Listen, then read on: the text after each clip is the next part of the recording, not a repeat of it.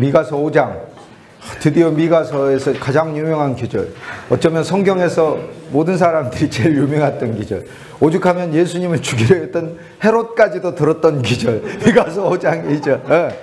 헤롯까지도 들었던 기절 아니에요. 그 미가서 아니에요. 미가서 얘기 들었잖아요. 그렇게 어디라고 하더냐 그랬더니 미가서 5장 2절. 그런 거 보면은 이스라엘 사람들이 메시아를 기다리면서도 정작 메시아가 왔었을 때는 참 메시아를 영접 안 하는 거예요. 그 불신이 얼마나 컸는지, 그뿐 아니라 그 메시아를 죽이려고 했으니, 이것이 우리 인간의 어떤 마음인 거예요. 사실상 우리 주 예수 그리스도를 우리가 믿는다 하면서도 우리가 종교 안에 빠지게 되면 그리스도를 죽이고 아기 예수를 죽이고 오히려 우리 자신이 헤롯이 돼가지고 하나님의 왕국을 우리 스스로 통치해 보려고 하는 그런 신앙이 나올 수가 있는 거죠. 이제 미가서 5장의 그리스도는 미가서 4장의 그리스도에서 또 전진해서 이제는 이 그리스도 예수가 2000년 전 베들레헴에 탄생했을 뿐 아니라 골로새서 1장 27절에 우리 안에 탄생하신 그리스도잖아요. 우리 안에, 이제는 우리 안에 탄생하신 그 그리스도가 행하시는 일들에 대하여 이야기하는 거죠. 5장 1절에 딸 군대여 너는 때를 모을지어다. 그 딸 군대에 때를 모으라고 해요. 근데 딸 군대니까 이거 시온의 딸로 여기서 근데 어느 딸이냐 그런데 여기서 딸이라고 부르셨으니 저기 시리아나 바벨론을 가리켜서 딸이다 이렇게 보는 거는 이 문맥에서는 어색하고, 여기서 딸 군대여라고 얘기를 했기 때문에 이스라엘이죠. 그런데 주님은 이들을 군대로 보고 계시는 거예요. 딸 군대라고 얘기하는 건 이중적 의미가 있죠. 여호와의 군대든지 여호와를 거스려서 갑자기 군대처럼 몰려오든지 하는 것이죠. 너는 때를 모을지어다. 때를 모았어요. 그들이 우리를 에워쌌으니 막대기로 이스라엘 재판자의 뺨을 치리로다. 이 사건이 일어나잖아요. 5장 1절은 그리스도가 죽으시기 바로 직전에 그리스도를 군대가 와서 몰려가지고 데려가면서 그리스도를 희롱하고 그리스도를 뺨을 때리고 채찍으로 때리고 하는 것이죠. 그런데 5장 2절은 바로 그리스도의 탄생이잖아요. 자, 미가는 근데 왜 5장 1절에 그리스도의 십자가에서 그리스도의 뺨을 때리는 이야기를 먼저 하고 있을까? 이 말씀은 우리가 이렇게 볼 수가 있습니다. 지금 미가는 이 그리스도 예수가 베들레헴에 탄생하시는 거 5장 2절에 말씀하고 있잖아요. 그런데 베들레헴 탄생만 예고하는 게 아니라니까요. 모든 사람들의 심령 속에 우리 주 예수 그리스도가 탄생하는 것을 미가서 5장 2절, 우리가 떡의 집이잖아요. 진짜 우리가 생물학적으로도 떡의 집입니다. 우리 존재가요 음식의 집이에요.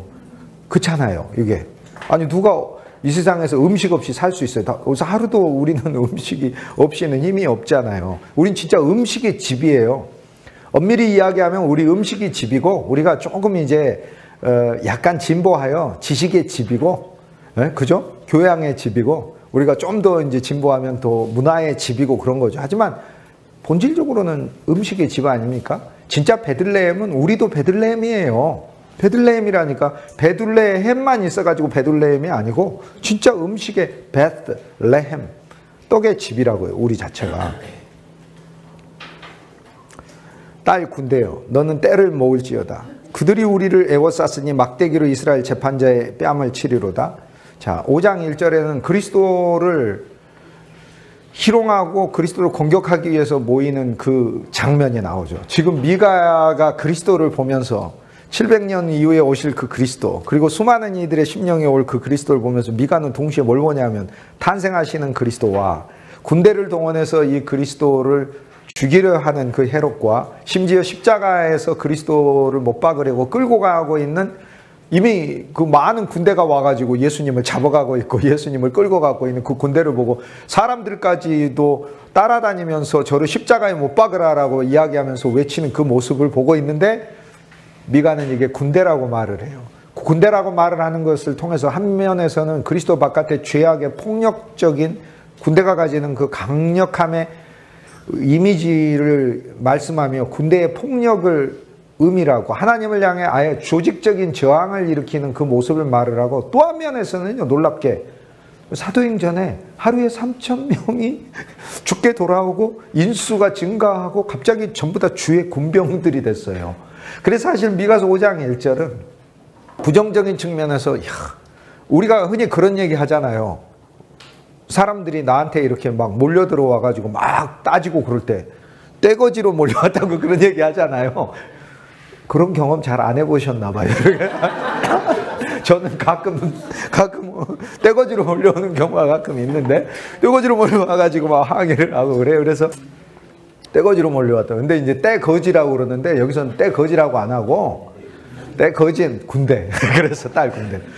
군대가 왔네. 주님 그렇게 말씀. 이 말 속엔 너희가 지금 군대의 폭력과 폭압으로 예수님 태어날 때도 군병들을 보내서 죽이려고 하더니, 예수님 십자가에 못 박히실 때도 군병들이 와서 잡아가는 그 어리석음을 가리키는 표현이며, 또 하나는 그리스도의 부활 안에서 곧 이들은 복음의 군병들이 될 사람들이기 때문에 딸 군대여, 그래 모아라. 모아서 구주를 뺨을 친다고 하지만 너희는 머지않아 다 그 구주의 군병들이 될 것이다 라고 하는 복음을 여기서 주님은 말씀하고 있는 거예요.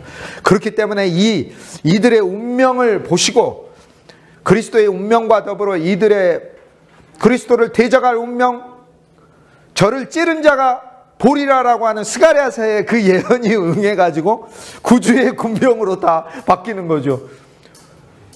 사울이 그랬지 않습니까? 사울이 대제사장의 군병이었잖아요. 말을 타고 예수 믿는 자들을 핍박하고 죽이고 재산을 뺏기 위해서 다메섹으로 가던 군병이었잖아요. 그런데 그를 주님께서 내리게 한 다음에 바울이 뭐라고 얘기해요? 우리는 그리스도의 군사라. 그리스도의 군사로 다니는 자는 자기의 일을 사사로 행하지 않는 자다라고 얘기해요. 우리는 그리스도의 군병이라고 얘기하고, 자기는 주의 군병이라 에베소서 말씀을 통하여서 우리는 그리스도 안에서 전신갑주를 복음으로 평안 복음의 신을 신고, 아무튼 뭐 이야기하는 진리의 띠를 띠고 의의 흉배 붙이고 성령의 말씀의 칼을 갖고 하는 군대를 정확하게 묘사하고 있지 않습니까? 5장 1절에서 오늘 우리들은 몰려오는 그 부정적인 것만이 아니라 딸 군대여라고 하는 그 말씀 속에 시간과 공간을 초월하여 그들을 사용하시고 변화시켜서 역사하시는 그 하나님의 음성을 동시에 들을 수 있어야 되는 거예요. 그래, 니들이 떼거지로 몰려오지만 좀 있다가 니들은 떼부자가 될 것이다 라고 말씀하시는 그 주님의 음성인 거예요. 그래, 그렇게 모아서 구주를 십자가에 못 박는다고 구주를 때린다고 하지만 너희들은 결국 그 구주의 병사들이 될 것이다. 그래서 주님이 여기서 딸 군대여라고 얘기를, 딸 군대여라고 자상하게 말씀하시고, 그 앞에서는 딸 군대여, 너희들은 어느 곳에 바벨론에 가서도 그들을 깨뜨리고 이기고 내가 너희를 구해오리라 라고 말씀하시잖아요. 4장에서는 그리스도가 하시는 일이 있지만 5장에서는 그리스도와 함께 우리가 어떤 일들을 행하는가에 대해서 주님이 말씀해 주셔서 더 전진해 있는 거예요. 여기에 딸 군대가 있는 거죠. 5장 2절에 베들레헴 에브라다의 베들레헴 떡의 집이죠. 그리스도는 베들레헴이세요. 그분이야말로 진짜 참 생명의 떡이시며 떡의 집이신 거예요. 그분은 언제나 떡이 풍성하고 그분께로 가면 떡이 많은 거예요. 그분이야말로 생명의 떡이라고 주님 말씀하세요. 나는 하늘에서 내리는 산떡이니 누구든지 나를 먹고 마시면 생명이 있느니라 말씀하셨잖아요.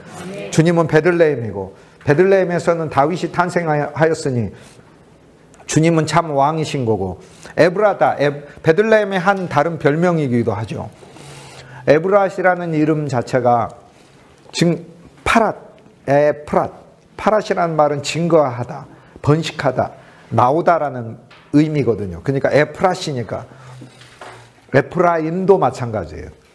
나오다, 성장하다, 작지만은 나온다는 거죠.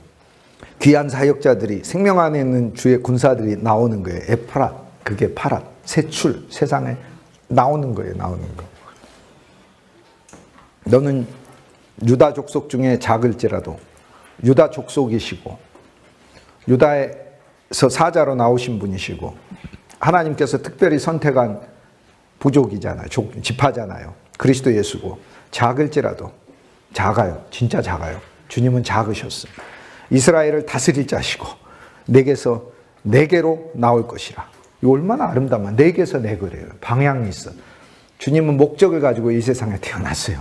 우리를 하나님께로 데려가시기 위해서 오신 거잖아요. 그의 근본은 상고에 있고 영원에 있느니라. 상고 태초에 있어요. 그분은 시간의 처음이시고 시간보다도 더 먼저 영원에서 출발하신 분이세요. 우리 시간 역사에서 최초가 그리스도시고, 실은 베들레헴에서 태어나신 것 같지만 실은 그분은 모든 시간의 시초야. 그런데 시간보다도 앞서서, 상고보다도 앞서서 그분은 영원에서 시작한 분이다 라고 얘기하잖아요. 그러므로 여인이 해산하기까지 그들을 붙여두시겠고, 주님께서 여인으로서 해산하는 수고를 통해 우리를 낳았잖아요. 그리스도께서 실제로 이 말씀을 오늘 우리들에게 하셨어요. 해산하는 수고에 대해서 주님께서 우리들에게 말씀하시면서 해산한 이후에는 기뻐하리라 그러면서 당신이 해산의 고통을 통해, 즉 그리스도의 십자가가 한 면에서 해산의 고통이라고 말을 하는 거죠. 그러므로 여인이 해산하기까지 그들을 붙여두시겠고, 그런데 여기에 여인은 그리스도의 아내들인 신부들인 우리들까지도 얘기하는 거예요. 그리스도의 신부가 돼서 우리들 역시 해산의 수고를 하는 그때까지, 그 과정에 이르도록 주님께서 모든 성취를 하시고 우리를 그리스도에게 붙여두시겠고, 그 후에는 그의 형제 가운데서 남은 자가 이스라엘 자손에게로 돌아오리라. 그의 형제, 그리스도의 형제 가운데 우리가 그리스도께 남은 자가 되고 그리스도 안에서 그리스도를 사랑하는 자가 되어 이스라엘 자손에게로 돌아오리라. 우리가 이스라엘 자손이 되고 또 이스라엘 자손들도 그리스도께 돌아오리라. 그리고 그리스도가 이스라엘 자손에게도 돌아가리라. 이렇게 말씀하고 있습니다. 그가 여호와의 능력과 그의 하나님 여호와의 위엄을 의지하고 서서 목축하니 그들이 거주할 것이라. 여호와의 능력을 가지고 오시죠. 그가 하나님 여호와의 이름을 가지고 오시죠. 위엄을 의지하고 서서 직접 목축하시죠. 그리스도 예수가 그들이 거주할 것이라. 이 얼마나 엄청난 말씀이에요. 상상할 수 없을 만큼 감사하고 놀라운 말씀 아니에요. 오늘 그리스도 예수가 탄생하셨을 뿐만 아니라 해산하는 수고를 통하여 주님이 우리를 낳으시고 그 일들을 통하여 수많은 이들이 그리스도께 갈 것을 말씀하고 있잖아요. 해산하는 수고를 통하여 주님은 사실 우리가 어떤 큰 주님께 기여한 것도 없는데 주님은 홀로 십자가를 지시고 그 수고를 통하여 십자가와 부활을 통하여 우리가 태어났잖아요. 그러니까 우리는 태어난 선물부터 바로 받았잖아요. 이제 앞으로 우리가 하는 수고는 그리스도의 고난에 참여하는 영광이잖아요. 고난에 참여하는 것 자체가 영광이잖아요. 그리스도를 통하여 우리 역시 해산하는 수고를 갖게 되는 것이, 그것이 영광인 것이잖아요. 그리스도의 사역이기 때문에. 그의 형제들 가운데 남은 자가 이스라엘 자손들에게로 돌아오리라. 그리스도 안에 남는 자는 이스라엘 자손들이 되는 것이고, 그가 주님의 능력에 힘입어서 하나님의 이름이신 우리 주 예수 그리스도의 이름을 우리에게 주실 것이고 우리들에게 그분이 목자로 나서실 것이다. 그러면 그들은 안전하게 살 것이다 라고 얘기하지 않습니까? 그들이 거주할 것이라, 그들이 평안하게 살 것이라, 이제 그가 창대하여 땅끝까지 이르리라 라고 얘기를 하죠. 주님 탄생하셨죠? 그 다음에 온 땅끝까지 퍼지실 것이다 라고 얘기를 해요. 그 다음 이어서는 우리 주 예수 그리스도의 사역을 가리켜요. 그분의 긍정적인 항목. 지금까지는 그분이 어떤 존재이시고 어디에서 오셨고 앞으로 종착지가 어디인지를 말씀하시고 목적을 말씀하셨다면 4절부터 9절까지는 그리스도 예수가 하실 사역에 대해서 이야기를 해요.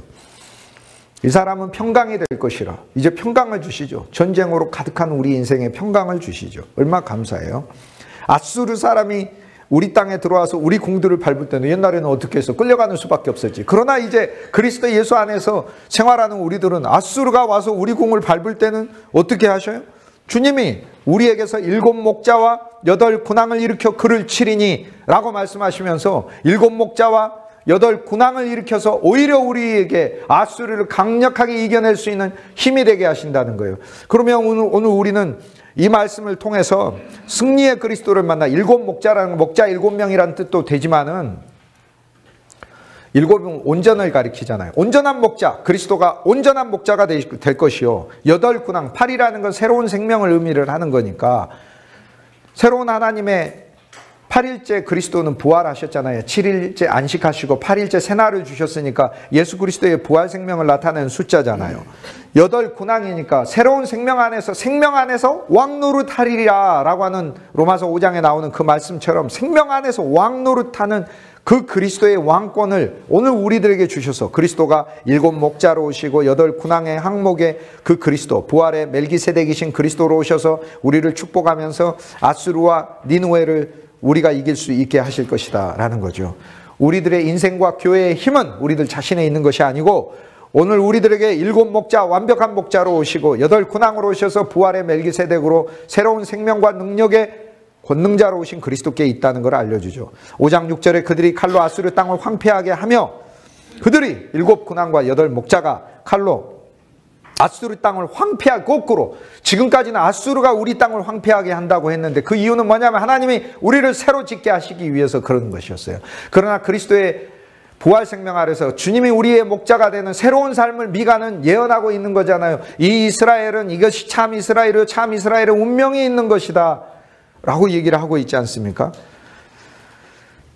그들이 칼로 아수르 땅을 황폐하게 하며 니므로 땅 어기를 황폐하게 하리라. 이제는 우리는 복음의 땅으로 이 세상을 바꿀 수 있는 것이죠. 어떤 사람의 심령이 아수르여도 어떤 사람의 인생이 바벨론이어도 우리는 복음의 칼로 그들의 삶을 바꿔줄 수 있는 거죠. 여기서 황폐하게 한다는 것, 세상 것이 무너지게 하는 것이고 그리스도로 풍성하게 하는 것이고 예수님이 새롭게 경작할 수 있는 밭으로 만드는 것이지요. 외적이, 아수르 사람이 외적으로는 대적들이 우리 땅에 들어와서 우리 지경을 밟을 때에는 그가 우리를 그에게서 건져내리라. 이제 그리스도 예수가 하시는 사역이잖아요. 5장 7절에 야곱의 남은 자는, 야곱이신 그리스도 예수 안에 늘 남아있는 자는, 그리스도 안에 있는 자는 많은 백성 가운데 있으리니, 수많은 백성 가운데서 그리스도 안에 있는 자가 나올 것이라는 거예요. 이 말씀은요 진짜 감사한 말씀. 왜냐하면 지금까지 남은 자는 남은 자야마로만 있었어요. 근데 남은 자가 많은 백성으로 된다는 거예요. 남은 자가 이제는 그리스도 안에 있는 자, 지금 우리가 남은 자 그러면 소수를 이야기하잖아요. 소수, 일부를 가리키는 거. 구약에서 남은 자는 소수였어요. 그런데 그 남은 자의 영적인 의미는 그리스도께 남아있는 자거든요. 그런데 남은 자가 많은 백성 가운데 나온대요. 그러니까 많은 백성 안에 그리스도께 돌아올, 이젠 더 이상 그 남은 자의 규모가 소수가 아니라는 거예요. 남은 자가 어마어마하게 많은 자들이 남을 것이다라는 거예요. 5장 7절을 가지고 우리는 그리스도 안에 남아있어야 되고 저와 여러분이 섬기고 사역하는 우리의 가정과 일터와 교회가 남은 자가 많은 백성 가운데 남아있는, 많은 백성 가운데 얻어지는 그런 교회가 되기를 주님 앞에 진짜 소망하는 것이겠죠. 주님이 우리에게 주시는 감사한 축복의 말씀이잖아요. 얼마나 놀랍습니까? 그들은 여호와께로부터 내리는 이슬 같고, 오늘 우리들을 주님께서 이슬로 이제는 사용하신대요. 그리스도도 우리에게 이슬이었어요. 근데 이슬의 역할은 뭡니까? 새벽에 내리잖아요. 몰래 내리잖아요. 그러나 촉촉이 적셔져 있잖아요. 신선함을 주고 깨끗함을 주잖아요. 오늘 우리들의 사역을 그렇게 주님이 사용하시겠대요. 오늘 우리들의 삶이 어느 누구를 만나든지 복음의 이슬로, 생명 안에 있으면 주님이 복음의 이슬로 사용하신다는 것이고, 풀 위에 내리는 단비가, 풀은 모든 육체잖아요. 모든 육체는 풀과 같고 육체의 영광은 꽃과 같아서 풀 육체 위에 내리는 단비 같아서 하나님의 영으로 우리는 임해서 하나님의 은혜 안에 감격해서 사는 인생이 되는 거예요. 많은 남은 자, 적은 남은 자가 아니라 많은 남은 자를 이제는 보고 사는 인생이 되고, 여호와께로부터 내리는 이슬 같고, 그들이라고 했으니 그리스도의 사역이 당신의 사람들에게 확대되는 것을 보여주는 것. 지금까지는 주님께서 우리가 바벨론에 가도 건져내리라, 외적이 와도 주께서 이기리라, 8 군왕과 7 목자를 세우리라, 그리스도 예수의 온전한 목양의 사역과 그분의 완벽하고 능력이 있는 새로운 생명의 통치의 사역. 그런데 그분만이 아니라 우리도 생명 안에서 왕 노릇하리라 했으니 우리도 7 목자에 들어가는 것이고 우리도 8 군왕에 들어가는 것이고, 이제 우리는 이슬로서 주님에 의해서 쓰임받아 다른 사람의 인생에 새롭게 내리는 삶으로 주님이 축복해 주시겠다고 말씀하고 계시고, 우리는 성령의 단비와 같아서 풀 위에, 모든 육체 위에 내리는 단비와 같이 하나님 사용하신다고 하잖아요. 그런데 이슬은 아침에 내리잖아요. 그냥 내려요. 주의 은혜는요, 우리가 잠자는 가운데도 우리한테서도 내려 있어요. 그러니 우리가 먼저 이슬로서 우리에게 내린 그리스도를 인식할 줄 알아야 돼요. 아침에 일어나며 우리 마음은 어찌 보면 염려 가운데 일어날 수도 있겠지만, 주여, 내 인생 위에, 내 삶 위에, 오늘 내 육신 위에 당신의 이 은혜의 이슬을 주께서 내리셨습니다 라고 그 이슬을 보고 일어날 수 있어야 돼요. 그런데 사람을 기다리지 아니하며 인생을 기다리지 아니할 것이고, 5장 7절에 이 말씀, 5장 2절도 진짜 감격한데요. 우리에게 나신 분이 우리를 영원으로 끌고 가실 분이기 때문에 진짜 감사하고, 목자이시니까 감사하고, 베들레헴에서 내가 진짜 인생의 떡의 집이잖아요. 나 그냥 세상 떡의 집에 주님이 나셔서 진짜 참떡의 집에 되게 하시잖아요. 얼마나 감사해요. 그분이 참떡의 집이시면서 오셔가지고, 야, 내가 참떡의 집이니까 참떡의 집은 이렇게 하는 거야 라고 정말 최고의 셰프가 나한테 와서 요리하는 걸 가르쳐주는 것처럼 주님이 그렇게 오시잖아요. 그런데 5장 7절을 보세요. 주의 은혜는요, 이슬 같아요. 이슬이요, 풀 기다려서 내립니까? 이슬이 땅 기다려서 내립니까? 그냥 내립니다. 하나님의 이제 그리스도는 어떻게 일하시겠다는 거예요. 전에 옛 언약에서는 뭐 하셨어요? 기다린다, 와라. 기다린다, 와라. 우리는 뭐 하고 있어요? 주여, 언제나 내게 은혜를 주시려나이까? 언제나 주께서 나한테 응답하시려나이까? 그러고 있었어요. 전에 우리는 때를 기다리고, 전에 우리는 사람을 기다렸어요. 근데 이거 보세요. 그리스도는 어떻게 일하신다고요? 하나님의 은혜는 사람을 기다리지 아니하고 인생을 기다리지 아니하고, 무슨 얘기예요? 주님이 그냥 임하시고 내리신다는 거예요. 이거 얼마나 감사해요. 아니, 내가 기다리지도 않았는데 이미 나한테 오신대요. 내가 시간을 의도하지도 않았는데 주님이 이미 나한테 오신다는 거예요. 그분은 그분의 때가 있는 거예요. 그분의 때로 그냥 일하시는 거예요. 그래서 하나님은 기다리지 아니하시는 거예요. 여호와 영이 어찌 성급하다고 하시겠느냐가 유명한 믿음의 사람들의 엄청난 설교 제목이었다면, 사실 근데 이 5장 7절에 이것도 진짜 아름다운 말씀이에요. 여호와는 사람을 기다리지 아니하면 인생을 기다리죠. 그 얘기는, 야, 안 기다려, 나 갈 테니까. 그건 율법에선 그랬죠. 지금 뭐냐면, 내가 니들을 기다렸다가는 일이 안 될 것 같아 라고 주님이 미리 일하신다는 거예요. 이슬처럼 단비처럼. 그냥 단비가 어찌 때를 기다립니까? 때를 기다려서 비가 내리는 거 아닙니다. 단비는 그냥 내리는 것입니다. 어쩔 때는 비가 필요 없는데도 계속 내리더라고요. 그냥 다음날 안 내렸으면 좋겠는데도 또 내리더라고요. 그것이 하나님의 은혜와 사랑이 그리스도 예수 안에서 그렇게 역사한다는 거예요. 얼마나 감사해요. 우리를 안 기다려요. 우리가 좋은 사람으로 변화되길 때까지 안 기다려요. 주님은 그냥 임해요. 사람을 기다리지 아니하고 인생을 기다리지 아니한대요. 인생의 때가 어떠하든지 그냥 주님 은혜로 임하시겠대요.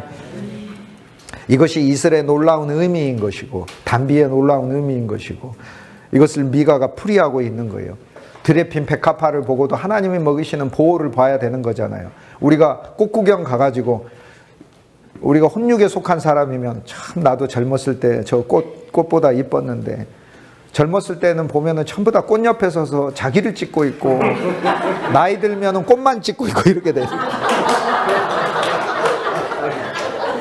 5장 8절에 야곱의 남은 자는 여러 나라 가운데와 많은 백성 가운데 있으리니, 남은 자가 이젠 여러 나라가 많은 백성뿐 아니라 여러 나라 가운데 있대요. 얼마나 감사합니까? 그들은 수풀에 이제는 더 전진해서 그리스도 예수 안에서 주님의 부활의 생명과 승천의 영광을 가지고, 성령의 은사와 모든 선물들을 가지고, 그들은 수풀의 짐승들 중에 사자 같고 이제는 강력한 하나님의 믿음의 사람이 되고, 양떼 중에 젊은 사자 같아서 양떼들을 보면서도 그 중에서 강력한 믿음의 사람으로 있는 거예요.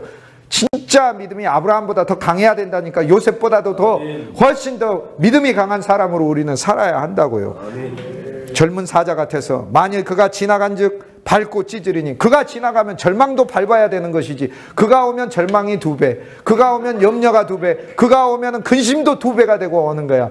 와서 위로한다는 게 아니라 속을 뒤집어 놓고 가고 한다는. 그런데 그가 오면 불신도 깨버리고 절망도 깨버리고 염려도 깨버리고, 그럴 적 능히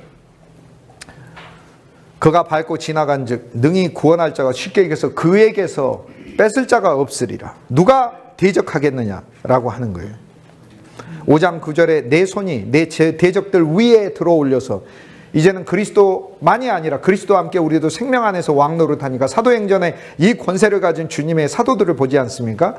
오늘 그 영이 우리들에게 임한 것이죠. 내 손이 내 대적들 위에 올려서, 그래서 생명의 말씀을 통해 우리는 이 능력까지 누려야 하는 거죠. 내 모든 원수를 진멸하기를 바라노라 라고 하시며 주님이 우리를 그렇게 축복해 주셨고, 삶이 단순히 이 세상 속에서 형통하게 되는 복만이 아니라 우리의 삶에 있는 모든 인생의 문제들 그 위에 내 손이 내 대적들 위에 올리게 할 것이고, 내 모든 원수를 진멸하기를 바라노라 라고 주님이 선고해 주셨다는 거예요. 이 얼마나 엄청난 말씀이에요. 주 예수요죠. 진짜로 주 예수요.